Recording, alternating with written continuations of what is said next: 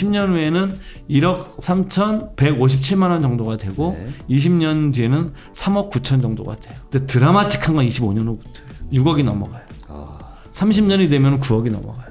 두 번째 주제가 월 75만 원씩 넣어서 이제 노후 자금 10억. 정확한 10억은 아닙니다만 어쨌든 10억 만든 법이고 월 400만 원 연금 받는 법. 사실 이게 저희가 지난번 그 은퇴편 영상에서 노후에 이제 인생 파산 안 하려면 연금이 필수다. 라고 하셨는데 현재 우리나라 연금에는 어떤 게 있을까요? 연금 제도는 이름만 다르지만 형태는 전 세계가 공통이에요. 공식이에요, 공식. 3층 연금을 기본으로 합니다. 경제 주체가 국가, 기업, 개인이거든요. 그러니까 경제 주체와 다 연동이 되어 있는 거예요. 그러니까 국가가 하는 게 국민연금, 기업과 직장인이 같이 하는 게 퇴직연금, 그리고 내 스스로 준비하는 개인연금. 이 세 가지가 공식이에요. 우리가 흔히 하는 말 빼박이에요, 빼박이. 여기서 추가돼야 이제 우리 주택연금 정도가 추가되는 거고. 또 플러스 알파가 뭐냐면 그건 이제 셀프연금이라고 그래서 연금이라 이름은 붙어 있지 않은데 부동산을 사서 내가 월세를 받아. 그게 셀프연금이죠. 내가 이런 연금 상품 외에 내가 다른 걸 생활비로 조달할 수 있는 건 셀프연금. 그러니까 크게 보게 되면 연금은 기본은 3개예요. 3층 연금이 국민연금, 퇴직연금, 개인연금이 기본이고 여기에 좀 옥상에 이제 예를 들어서 주택연금 정도 하나 있고 그 다음에 더 여유가 되시는 분들은 그리고 누구나 이렇게 돼야 되는데 셀프연금을 만들으셔서 사는 게 이제 이것이 가장 기본적인 형태예요. 평균 이제 저희 직장인 월급 300으로 그냥 저희가 추정을 해보면 월 얼마나 이제 연금 저축을 할 수 있고 또 앞에 말씀드린 노후의 연금을 이제 얼마나 받을 수 있을까 최대. 월 300만 원 받으시는 분들이 매월 실수령액을 한번 찾아봤는데 265만 6,670원이에요.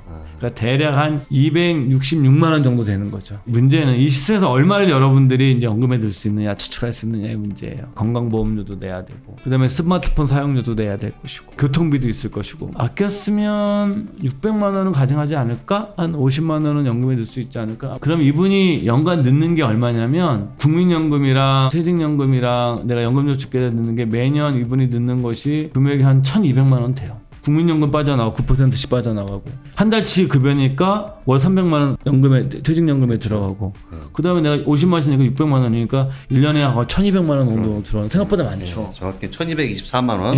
이 퇴직연금은 DC형, DB형 차이가 있어요.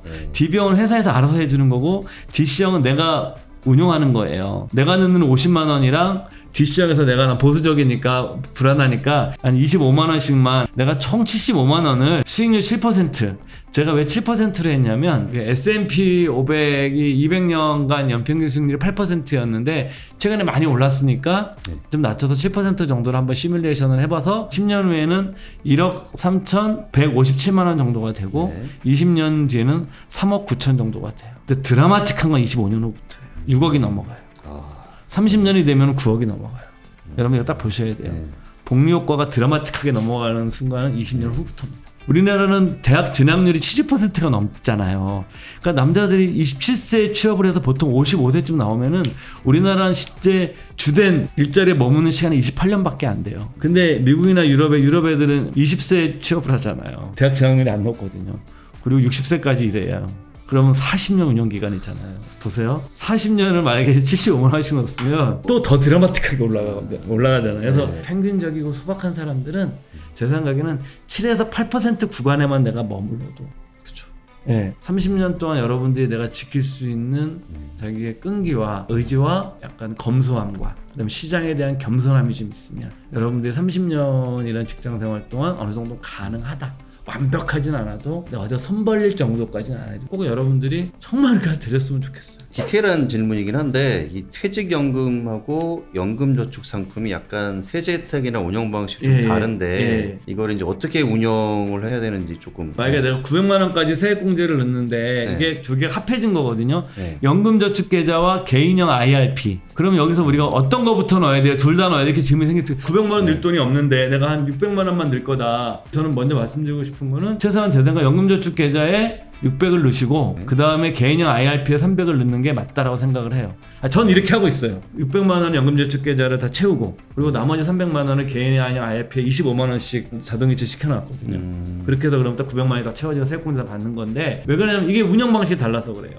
연금저축계좌는 그 운용 자산에 제한이 없어요. 근데 개인형 IRP는 안전자산 비율이 70%예요. ETF를 다 사고 싶다. 뭐 내가 배당 성능 ETF를 100% 사고 싶어서 못 사요. 70%까지밖에 못 사요. 그 투자 제한이 있기 때문에 특히 젊으신 분들일수록 좀 투자에 더 적극적이신 분들일수록 연금저축계좌를 먼저 채워놔서 이거는 제한이 없기 때문에 최대한 이용하시고 찾을 때도 또 차이가 있는데 여유자산이 생겨가지고 내가 900만 원이 아니라 1,800만 원 한도까지 다 넣었다. 세액공제 안 받은 돈이잖아요. 이 돈은 내가 언제든지 원래 찾을 수 있어요. 언제든지. 근데 연금저축계좌는 언제든지 찾을 수 있는데 IRP는 연금 개시 이후에 찾을 수 있어요. 55세 이후에. 그래서 먼저 여러분들에게 먼저 연금저축계좌 다 채워놓고 나서 고민하시라고 말씀드리는 거예요. 그리고 이제 사적 연금에서 저희가 이제 연금저축 상품이 있고 예. 연금보험이 있는데 둘 중에 이제 어떤 걸 가입해야 될까? 그 무작정 할 수 있는 건 아니고 연금저축계좌는 연간 1,800만 원까지밖에 할 수 없잖아요. 그다음에 우리가 이제 10년 이상 장기성 보험은 비과세가 되거든요. 그걸 이제 연금으로 넣을 경우에 보험회사에 연금보험은 일시납으로 1억, 월 150만 원까지 10년간 넣을 수 있어요. 일시납 1억 넣고 내가 적립식으로 150만 원씩 써서 토탈 다 합해서 2억 8천만 원까지만 비과세. 비과세가 된 거야. 이게 옛날에는요 전액 비과세가 됐었어. 그러니까 이제 돈 많은 사람들이 일시납 뭐 50억, 10억짜리 들어도 이게 비과세가 되는 것 때문에 이들이 수익률은 낮아도 옛날에는 네. 그거를 저축성 보험이라고 그래가지고 비과세 때문에 돈이 들었었어. 너무 이걸 악용이 되니까 계속 한도를 낮춰였죠. 한도가 딱 정해져 있는 거예요 지금. 일장일단이 있습니다. 이것이 중간에 해약하면 반드시 손해가 나죠. 그래서 연금보험은 비과세 장점이 있지만 중간에 해약하면 손해가 되기 때문에 내가 넣을 때부터 확실히 내가 계획을 세우시면 좋고 연금저축계좌는 장점이 있죠. 내가 넣다 돈이 없으면 불입 중지해버리면 되니까 그냥. 내가 뭐 ETF 사다가 안 사버리면 그만이거든요.